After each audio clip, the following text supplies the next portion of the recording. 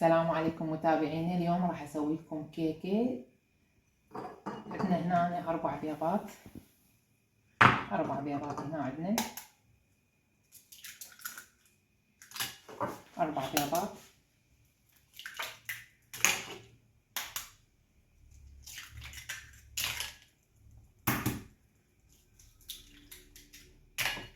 نتركهن طريق.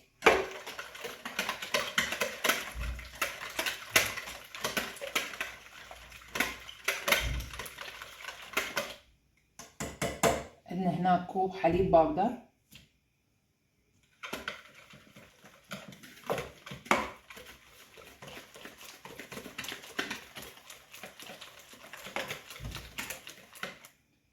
وهنا نص كوب نشا.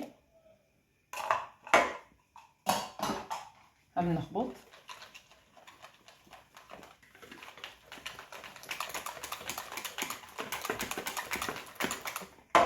وعندنا هنا كوب ونص شكر.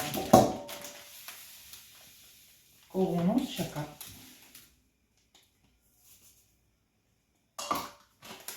هذا كوب وهذا نص كوب شكر. عندنا هنا كوب ونص شكر متابعين. هم نخلط. انا مقادير كلها مقادير حبيباتي. وعندنا هنا حليب سائل، لا تحطون مي، حليب سائل. هم نخلط.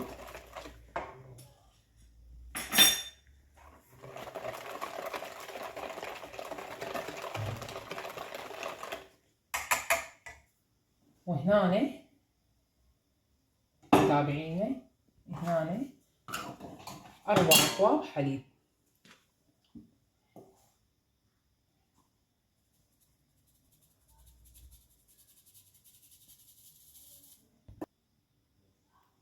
أربع أكواب حليب هنا بنات، العفو طحين.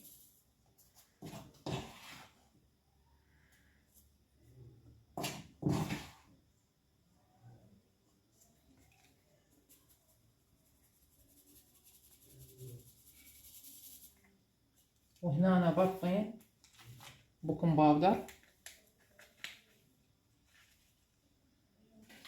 وبرفين فانيليا.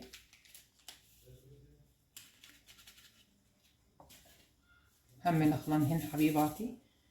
هسه بالتدريج تحطن الطحين بنات، بالتدريج تحطن الطحين. كملنا من الطحين. هسه هنا عندنا كوبين من الزيت.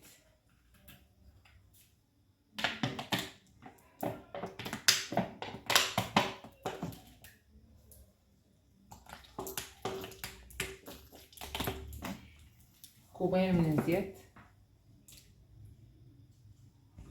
هسه ما بعد رجعت وياكن بنات نخلط. هسه حننزل لكن الطريقة نخلط.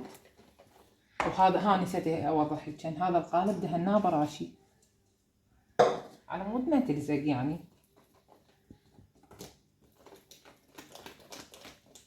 يعني شنو فوائد الراشي؟ ليش الراشي؟ ها؟ شنو فوائد الراشي؟ ليش الراشي؟ ايش مود معنى الراشي؟ على مود ما تلزق.